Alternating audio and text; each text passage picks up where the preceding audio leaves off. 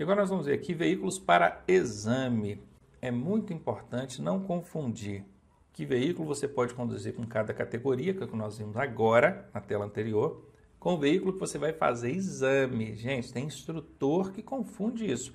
Por favor, não confunda. Isso que nós vamos ver aqui agora é que veículo você tem que fazer exame para cada categoria.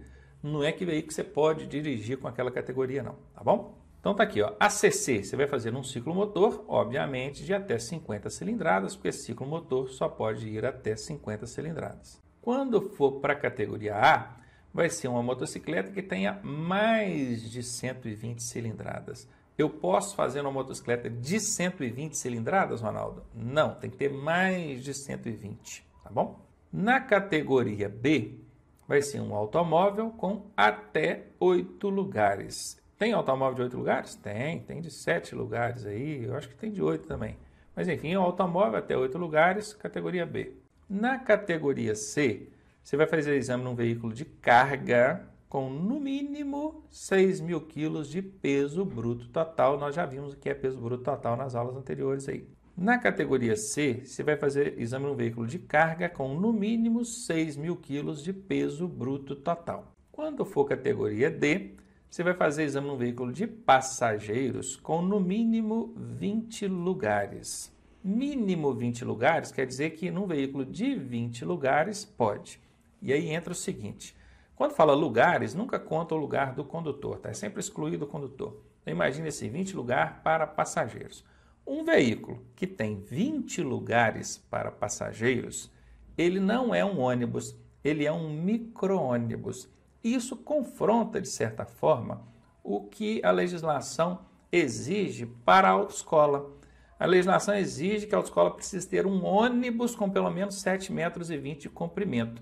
Ônibus quer dizer, tem mais de 20 lugares. Com 21 lugares para passageiros já é ônibus. Com 20 ainda é micro-ônibus. Isso é um confronto aí de normas que o Conselho Nacional de Trânsito arranjou, né? Ele exige da autoescola um veículo, mas na hora de fazer exame ele permite fazer num de 20 lugares. Tá? Então, para você, aluno que vai fazer prova, o que interessa é isso aqui. É qual veículo que eu vou fazer prova? Um veículo de passageiros com no mínimo 20 lugares. Eu coloquei passageiros porque de fato é um veículo de passageiros, mas eu não posso dizer que é um ônibus, porque com 20 lugares ainda é micro-ônibus, tá bom? E por fim, a categoria E, onde você vai ter que fazer exame numa combinação de veículos. Você já aprendeu que combinação de veículos no plural é que são 2 veículos. Isso que vocês estão vendo aqui atrás é um veículo. Isso tem uma placa diferente desse outro veículo que vocês estão vendo aqui na frente. Cada um desses veículos, ó, o semi-reboque, esse que está aqui atrás, mais a unidade tratora, esse que está aqui na frente, puxando o semi-reboque, cada um é um veículo. Cada um tem uma placa, cada um tem um documento. Sabia disso? Pois é, então são 2 veículos, é plural, combinação de veículos. E nesse caso aqui, os 6.000 quilos de peso bruto total corresponde apenas ao reboque ou semi-reboque, né? Porque nesse caso aqui é semi-reboque, ele é apoiado na unidade tratora. A legislação diz reboque ou semi-reboque. Eu só não coloquei o semi-reboque aqui porque não cabia, tá bom? Mas reboque ou semi-reboque de no mínimo 6.000 kg de PBT. Qual que é a diferença desses 6.000 kg aqui para esses 6.000 kg? É que aqui em cima, na categoria C, o caminhão todo 6.000 kg de PBT. Aqui embaixo, apenas o semi-reboque tem que ter 6.000 kg de PBT. Aí está apresentado para vocês qual veículo você vai ter que fazer exame para cada uma dessas categorias. E repito, não confunda isso aí com qual veículo você pode dirigir com cada uma dessas categorias. Se você voltar na tela anterior, um pouquinho atrás, você vai ver que lá a categoria D, por exemplo, é para conduzir veículos com mais de 8 lugares, né? E aqui já exige no mínimo 20 para poder fazer o exame. Então não confundam, não misturem isso, por favor. E agora falando aqui daqueles condutores profissionais. Esse aqui, por exemplo, ó, exerce atividade remunerada. Remunerada é din-din, né? Ele ganha dinheiro dirigindo veículos aí. Esse caso aqui específico é o do transporte coletivo. Coletivo de passageiros, é o ônibus, conforme vocês veem aqui. Exige-se dele que ele tenha aqui categorias D ou E, pode ser uma ou outra, 21 anos, até porque ele não chega na D ou E com menos de 21 anos, e um curso específico para transporte coletivo. É um curso, não tem nada a ver com aquele lá da autoescola, tá? É um curso de 50 horas aulas, onde ele vai ver ali assuntos diretamente relacionados à atividade de transporte coletivo de passageiros. Exige-se também dele, isso vai ser observado no prontuário dele, que ele não tenha cometido mais de uma infração gravíssima. Presta atenção, mais de uma, tá? Se ele tiver uma infração gravíssima, problema nenhum. Ele não pode ter mais de uma. Se ele tiver infrações graves, não conta, é só gravíssima mesmo. Mais de uma gravíssima, ele vai ficar impedido. Agora, se ele tem apenas uma gravíssima, ele faz o curso naturalmente e vai poder dirigir o transporte coletivo sem maiores problemas. E aqui ia falar, né, nos últimos 12 meses. Claro, gente, toda vez que for fazer uma pesquisa de prontuário do condutor, só vai ser observado ali os últimos 12 meses, tá? Não está sob efeito de suspensão ou cassação da CNH. Óbvio, né? Como é que ele vai dirigir o transporte coletivo se a habilitação dele está suspensa ou cassada? Não tem como. E agora, também falando do exerce atividade remunerada, né? Que é o din-din, aquele condutor profissional, porém agora não é coletivo, mas não, agora é escolar. E aqui nós temos os requisitos para o condutor e também para o veículo, que é importante saber dos dois, vai perguntar em prova. Aqui, a habilitação exigida deu 21 anos, curso especializado de transporte escolar, então do mesmo jeito que aquele que transporta coletivo, né, que dirige o transporte coletivo de passageiros, ele precisa do curso e constar esse curso lá na habilitação dele, o transporte escolar também. 50 horas aulas, é a mesma carga horária daquele curso especializado para coletivo. Ele não pode ter cometido mais de uma infração gravíssima, guardem bem isso, nos últimos 12 meses, e não pode estar sob efeito de suspensão ou cassação da CNH. Eu quero até aproveitar para falar sobre esse mais de uma gravíssima aqui. Durante o curso teórico aqui, a gente esbarra numa regrinha que diz assim, você não pode cometer nenhuma infração grave nem gravíssima ou ser reincidente em média. Direto a gente esbarra nessa regrinha. Eu quero mudar a minha categoria tenho B e quero mudar para C. Eles vão puxar a informação do prontuário. Não pode ter nenhuma infração grave nem gravíssima, nem ser reincidente em média. Eu tenho habilitação provisória, quero trocar na definitiva. Eles vão puxar lá o seu prontuário.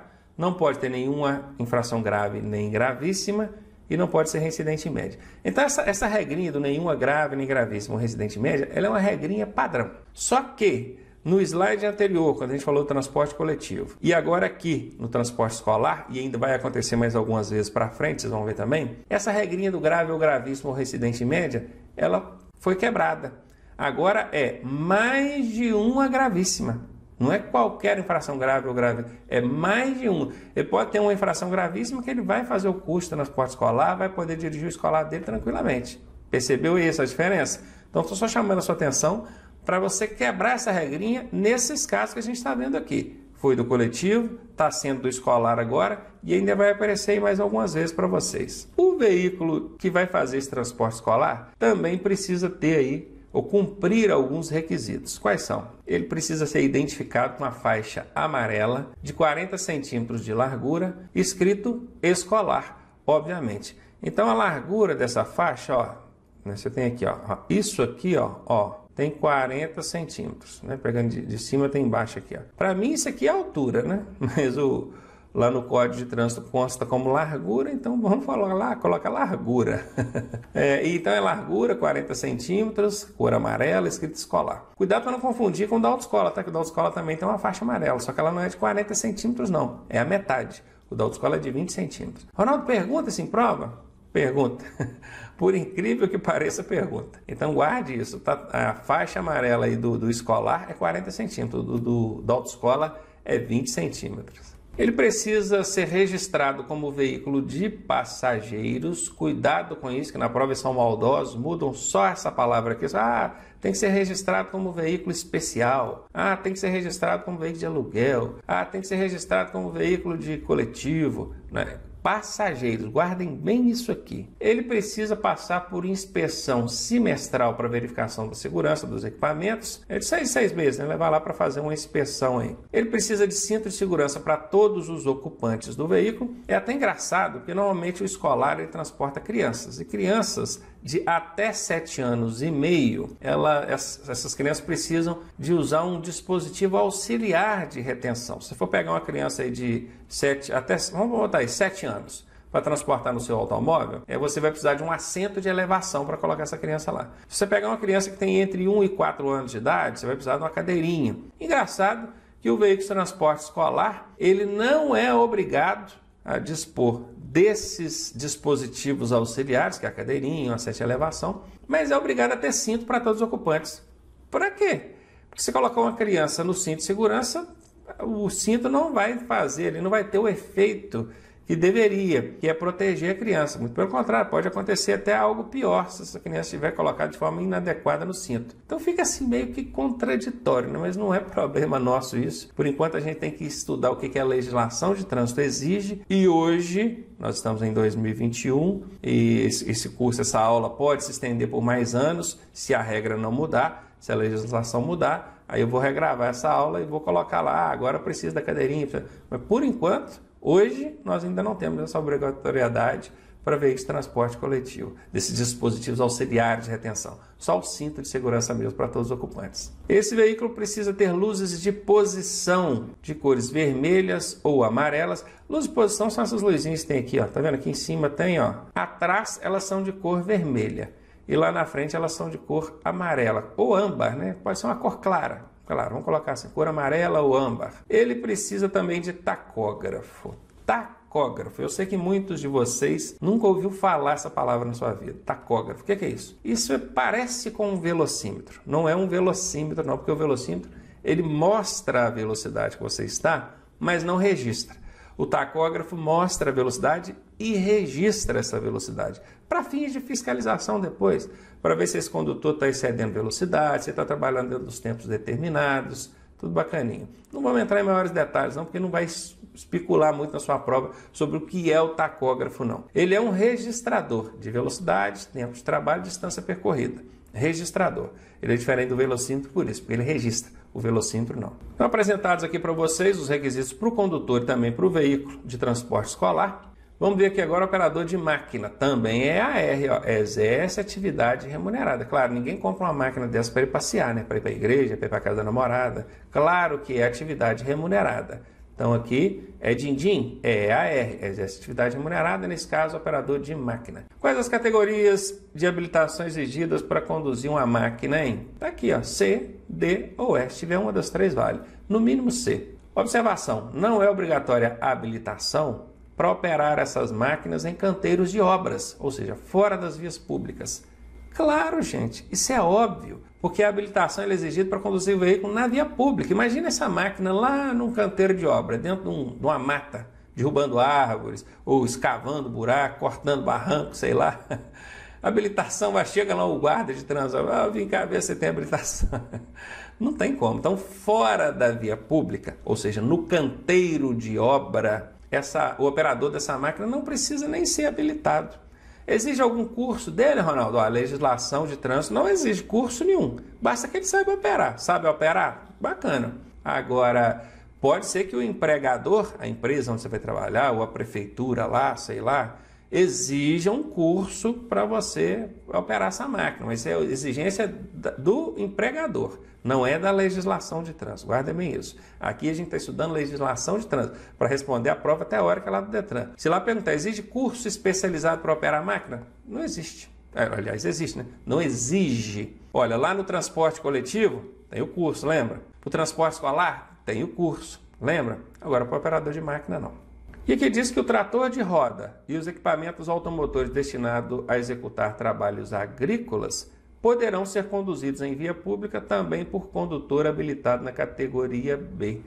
Está lá no artigo 144, parágrafo único do CTB. A gente falou lá na parte de categorias de habilitação, a gente falou, né, que a máquina é categoria C, D ou E. Agora, se for um trator de roda ou então aquela máquina utilizada para trabalho agrícola, com a categoria B poderia. Mais um EAR aqui, o exerce atividade remunerada, sempre botar o cifrãozinho aqui para a gente lembrar que é din-din, né? Agora, produtos perigosos. Produtos perigosos, olha o caminhãozinho com a identificação dele e tal. Quais são os requisitos, hein? Habilitação B, C, D ou E. A hora que aparece aqui B, C, D ou E, o pessoal já dá um pulo, né? Abre os olhos, arregala assim, B? Categoria B de automóvel? Eu posso dirigir um caminhão com carga perigosa? Não, um caminhão não. Mas uma caminhonete pode. Esqueceu que caminhonete também pode transportar produto perigoso? Então, Ué, Ronaldo, mas então a categoria A também deveria ter entrado aí nesse negócio, porque eu sei que tem pessoal pilotando moto ali, transportando botijão de gás, não é? Pois é, mas o Código de Trânsito Brasileiro, a legislação de trânsito, para a categoria A, não exige esse curso, essa preparação aqui para transporte de produtos perigosos. Talvez pelo volume, é pouco, é pequeno, tá? Então, de B para frente, já tem que ter o curso, bacaninha, vai transportar o produto perigoso lá. Categoria A não exige. Tem que ter 21 anos, tá? Aí se ele tem categoria B, né, com 18 anos, ele consegue tirar a categoria B. E quer fazer o curso de MOP aqui, ele tem que ter 21 anos. Tá? Com 18 ele não vai conseguir, não. Ele precisa do curso específico para carga perigosa, né? Eu acho que a sigla desse curso é Curso Especializado de Transporte de Produtos Perigosos. Essa aqui é a sigla que vai aparecer lá no seu Renasce, CETPP. Antigamente o pessoal chamava de MOP, né? MOP. Depois passou a ser chamado de MOP, com 2 P's, né? São siglas que ainda hoje a gente vê sendo utilizadas. Mas não é assim que vai aparecer no seu Renasce, não. Vai aparecer CETPP, Curso Especializado de Transporte de Produtos Perigosos. Ele não pode ter cometido mais de uma infração gravíssima, é aquela quebra da regrinha, né? Não pode estar sob efeito de suspensão ou cassação da CNH. Lembrete aqui, ó, para fazer o curso especializado e conduzir veículos de produtos perigosos, a partir da categoria B já é possível. Lembrem-se disso, tá? E aqui está o embasamento para os instrutores que quiserem pesquisar. Carga indivisível é aquela carga que não tem como transportar ela fracionada, só tem como ir inteira. Olha que iate top, hein? Esse aqui é o meu que eu estava levando lá para a Marina, lá, ó.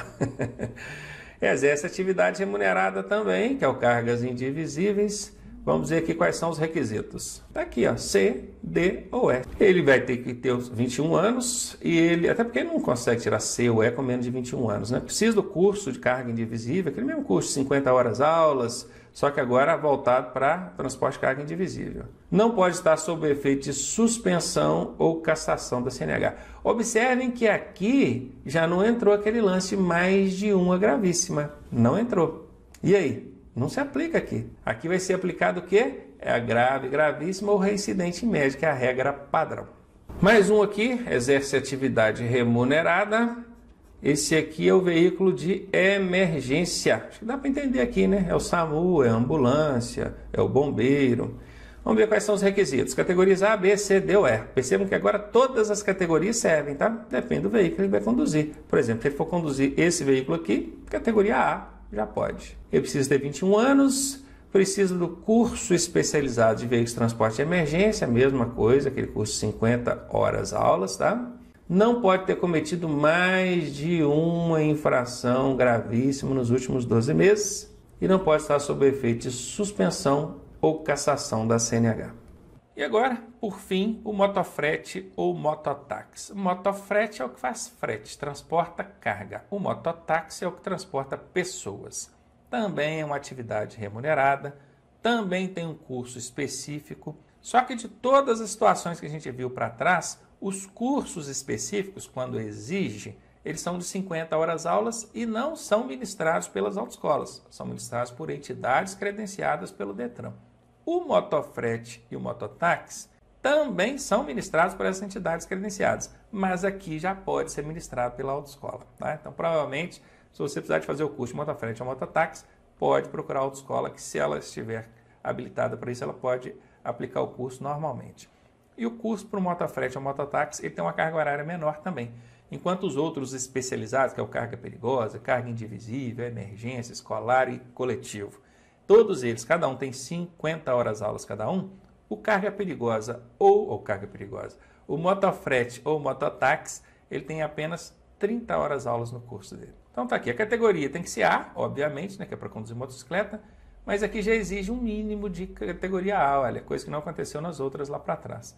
Ele tem que ter categoria A há pelo menos 2 anos para trabalhar de motofrete e mototáxi. Ele precisa ter 21 anos de idade e precisa ter o curso específico, que nesse caso aqui agora tem 30 horas aula e não 50 como nos outros cursos especializados. Também não pode estar sob o efeito de suspensão ou cassação da CNH.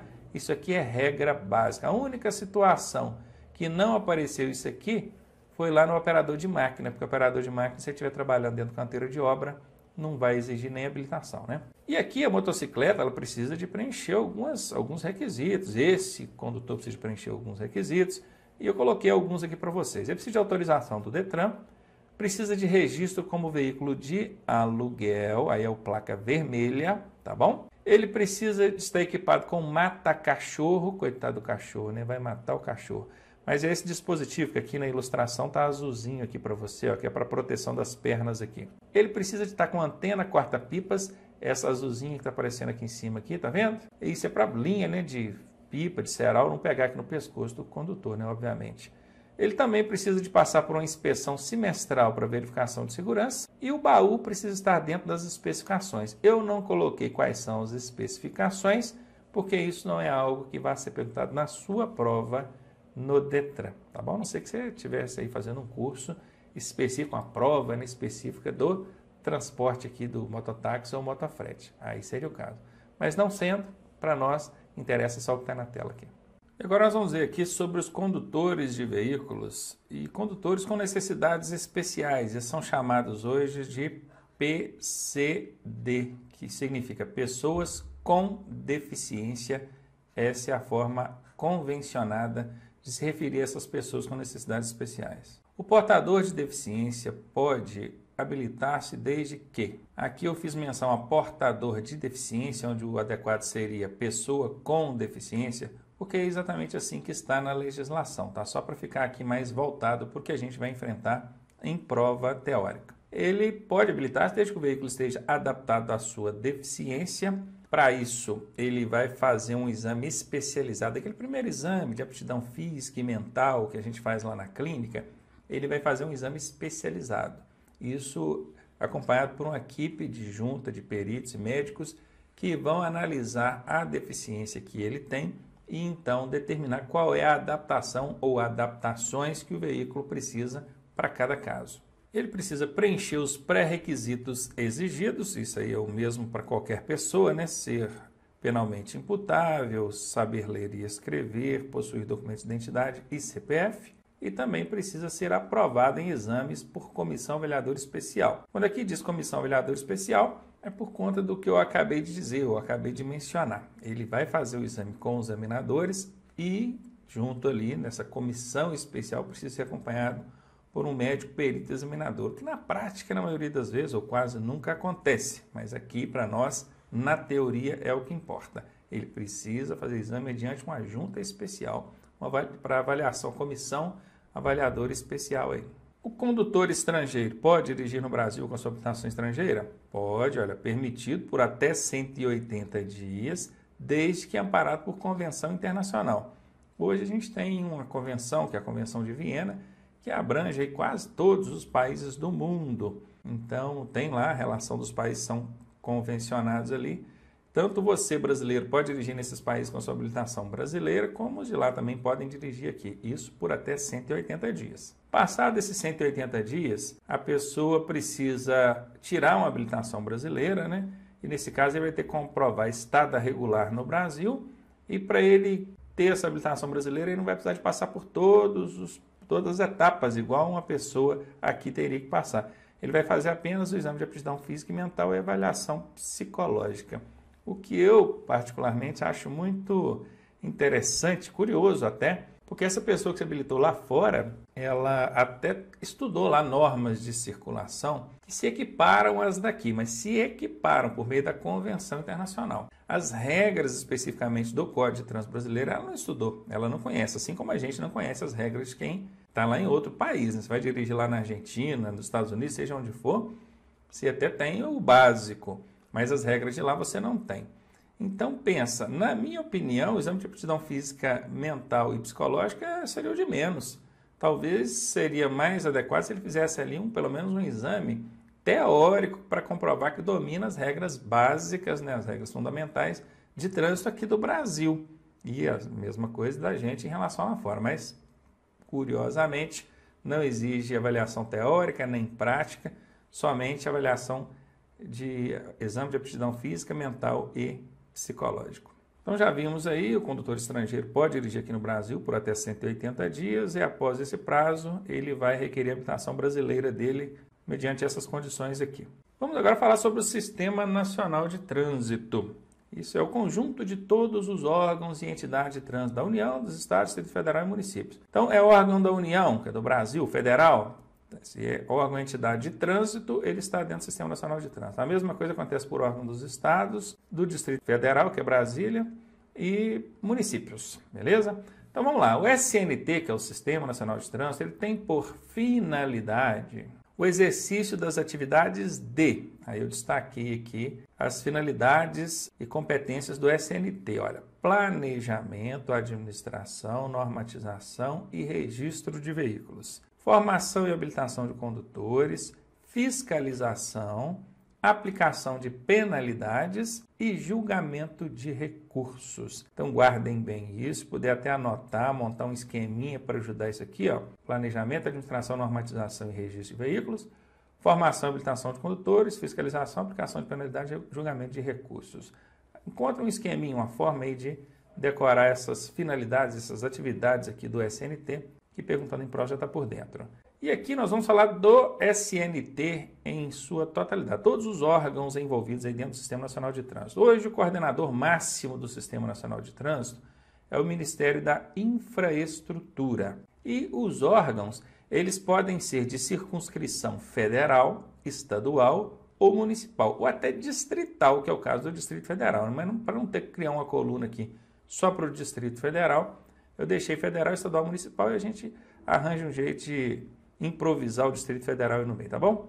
Então tem essas circunscrições e tem também a finalidade de cada um. Quer ver? Vamos ver lá. Ó. Nós temos órgãos normativos. O que são órgãos normativos? Que estabelecem normas, eles vão normatizar, não é criar lei. O Código de Trânsito Brasileiro não é alterado por conta de norma complementar, que são as resoluções do CONTRAN ou deliberações do DENATRAN, nada disso. O código é só por meio de lei, são um projeto de lei que vai para o Congresso Nacional, que é votado, que vira lei e altera o código. Isso aqui são normas complementares, tá bom? Então, os órgãos normativos, em âmbito federal, nós temos o CONTRAN, estadual o CETRAN, ou CONTRANDIF, se for do Distrito Federal, e em âmbito municipal não existe, tá bom? Então, ó, começou com ó, conselho. Conselho é um grupo de pessoas, vamos entender assim, conselho. Então, Conselho Nacional de Trânsito. Conselho de Trânsito do Distrito Federal, ó, DI Distrito, FE Federal, Distrito Federal. Esse é o distrital, né? Está aqui na coluna do estadual, mas a gente já sabe que é o distrital. Então tem o CONTRAN, que é o federal, e o CETRAN, que é o Conselho Estadual de Trânsito, o Conselho Estadual de Trânsito. E o CONTRANDIF, que é do Distrito Federal. O município não tem. Os executivos de trânsito, os órgãos executivos de trânsito, aqueles que não vão criar normas, apenas vão fazer com que essas normas sejam cumpridas, eles são, em âmbito federal, o DENATRAN, Departamento Nacional de Trânsito. Em âmbito estadual, o DETRAN, o Departamento de Trânsito. Alguns chamam também de Departamento Estadual de Trânsito. Tudo bem. E em âmbito municipal é o órgão executivo de trânsito do município. Aí é o nome que o município quiser colocar, tá? Executivos rodoviários são aqueles órgãos também que não criam normas, fazem com que as normas sejam cumpridas. Entretanto, nesse caso aqui, diretamente relacionados com as rodovias. Em âmbito federal é o DENIT, Departamento Nacional de Infraestrutura, e a ANTT, que é a Agência Nacional de Transportes Terrestres. No estadual, nós temos o DER, que é o Departamento de Estradas e Rodagem. Alguns estados podem ter outros nomes, tá? Como DAER ou DERACRE. E também tem no âmbito municipal o órgão executivo rodoviário municipal, que normalmente é o mesmo órgão aqui, executivo de trânsito municipal. Os fiscalizadores, nós temos em âmbito federal a Polícia Rodoviária Federal. Em âmbito estadual, nós temos a Polícia Militar, nesse caso, rodoviária estadual. Em âmbito municipal, nós temos os agentes de trânsito e a Guarda Municipal, que também ela fiscaliza trânsito hoje. Isso já foi decidido pelo STF e, obviamente, essa Guarda Municipal é em convênio aqui com o órgão de trânsito municipal. O agente de trânsito já não precisa de convênio porque ele é um servidor que presta serviço dentro desse órgão executivo de trânsito municipal. Já a Guarda Municipal, não. A Guarda Municipal, ela precisa de convênio com o órgão municipal de trânsito para poder fazer a fiscalização de trânsito. E, por fim, nós temos os órgãos recursais, aqueles que vão julgar, né, os recursos interpostos pelos infratores, aqueles condutores que tomarem multas de trânsito aí. Então, vai ser sempre JARI, tá? JARI, Junta Administrativa de Recursos de Infrações. Junta Administrativa de Recursos de Infrações. Sempre vinculada ao órgão que está cuidando ali do processo. Por exemplo, a PRF tem a JARI dela. Então, se você foi autuado aí, tomou uma multa, na verdade, da Polícia Rodoviária Federal, você vai recorrer à JARI da Polícia Rodoviária Federal. Você tomou uma multa do DENIT, você vai recorrer à JARI do DENIT. Você tomou uma multa do DR, você vai recorrer à JARI do DR. Se você tomou uma multa pelo órgão executivo de trânsito municipal, você vai recorrer à JARI do órgão executivo de trânsito municipal. Tá bom? Aqui vocês podem observar que alguns órgãos estão marcados com asterisco. O que esse asterisco quer dizer? Está aqui embaixo, olha. Primeiro aqui, ó, DENIT, ANTT e DETRAN têm competência de fiscalização também. Então saibam, órgão executivo rodoviário, DENIT, ANTT e DETRAN. Aqui está dizendo que o DETRAN é um órgão executivo de trânsito e que o DENIT e a ANTT é órgão executivo rodoviário. Mas eles têm competência de fiscalização também. Então eles poderiam estar aqui também, ó, dentro da linha aqui dos fiscalizadores. E em segundo, o CETRAN e o CONTRANDIF têm função de julgador também. CETRAN, cadê o CETRAN? O CETRAN está aqui, ó. O CETRAN é um órgão normativo. Ele é julgador? Sim, ele julga recursos de decisões da JARI, porque a primeira instância é a pessoa recorrer à JARI. Aí ela perde na JARI, ela pode recorrer de novo. Ela recorre em segunda instância, que é ao CETRAN. Isso em âmbito estadual. Se for dentro do Distrito Federal, vai ser o CONTRANDIF. Tudo bem? Ah, Ronaldo, e se for de um órgão federal? Vai ser uma junta especial da JARI quem vai julgar. E por último, mais uma última dica aqui para vocês. Sempre que aparecer lá, começou com a letra C, olha, CONTRAN, CETRAN, CONTRANDIF, é órgão normativo. Começou com D, os departamentos são órgãos executivos. Tranquilinho? Aqui, ó, dentro do DETRAN, quando a gente tem um estado que é grande, por exemplo, o estado de Minas Gerais, criam-se então as chamadas CIRETRANs. CIRETRAN é Circunscrição Regional de Trânsito. Se você procurar no Código de Trânsito Brasileiro, na legislação de trânsito, você não vai encontrar CIRETRAN. Esse órgão aqui, isso na verdade nada mais é que o DETRAN representado no interior do estado. Imagine um estado do tamanho de Minas Gerais. Se tudo que acontece dentro do estado tivesse que ser resolvido em um único órgão, lá na capital, Belo Horizonte, no DETRAN, não daria conta. Então ele vai criando regionais. A gente pode dizer que dentro de cada regional dessa tem uma regional do DETRAN, que o órgão acabou dando o nome de CIRETRAN, mas isso por conta dele. Se você procurar na legislação de trânsito, você não encontra. Se você procurar dentro do capítulo 2 do Código de Trânsito Brasileiro, que trata dos órgãos e entidades do Sistema Nacional de Trânsito, você não vai encontrar CIRETRAN. Não acha, tá bom? Mas e aí, Ronaldo, pode cair na minha prova lá CIRETRAN? Não vai cair. CIRETRAN não vai. Eu estou dizendo mais que é para fins de qualquer dúvida que você tem em torno disso aí. E agora eu destaquei aqui algumas atribuições desses órgãos e entidades do Sistema Nacional de Trânsito, mas destaquei algumas principais só, tá? São as que mais têm caído em prova. O CONTRAN, por exemplo, é ele quem estabelece as normas e por meio das resoluções, que são normas complementares. Isso não altera o código, isso complementa o Código de Trânsito Brasileiro. Ele coordena o Sistema Nacional de Trânsito. Vejam bem, o CONTRAN é um coordenador do Sistema Nacional de Trânsito, mas o coordenador máximo, o geral, o grandão, é o Ministério da Infraestrutura, não confunda isso. E é o CONTRAN também quem estabelece as câmaras temáticas. O que são câmaras temáticas? São grupos de especialistas que vão debater assuntos relacionados à fiscalização, educação de trânsito e por aí vai. Quem estabelece as câmaras temáticas? Pergunta direta em prova. É o CONTRAN. O DENATRAN, que é o Departamento Nacional de Trânsito, já não é um órgão normativo, ele é executivo. Ele cuida de várias atribuições, mas duas que têm sido perguntadas direto em prova. É ele responsável pelo registro da CNH, que é a Carteira Nacional de Habilitação. Como é que chama esse registro? É o RENASH, Registro Nacional de Carteiras de Habilitação. E é também o DENATRAN que cuida do registro de veículos, Registro Nacional de Veículos Automotores. Guardem bem, registrar a habilitação, registrar os veículos, é executar alguma coisa. Então, se é executar, não cabe aos conselhos, cabe aos departamentos. É o DENATRAN quem faz por intermédio dos DETRANs, são os órgãos executivos de trânsito. Guardaram isso? Então, ó, é um registro nacional, então só pode ser de competência de um órgão nacional. Quem são os órgãos nacionais aí? CONTRAN e DETRAN, ou DENATRAN. Quem que vai registrar? É o CONTRAN ou o DENATRAN? O DENATRAN, claro, porque o CONTRAN não registra nada, só estabelece normas, tá bom? O DETRAN, que é a formação de condutores, ele vai cuidar disso. Quem cuida do seu processo de formação? É o DETRAN. E também expedir a CNH e a licença de aprendizagem. O DETRAN expede também a documentação do veículo, tá? Que é o CRV e o CRLV, que daqui a pouco a gente vai ver melhor que documentos são esses. É o DETRAN quem forma os condutores, é o DETRAN quem expede a CNH, a LADV, o CRV do veículo, o CRLV do veículo.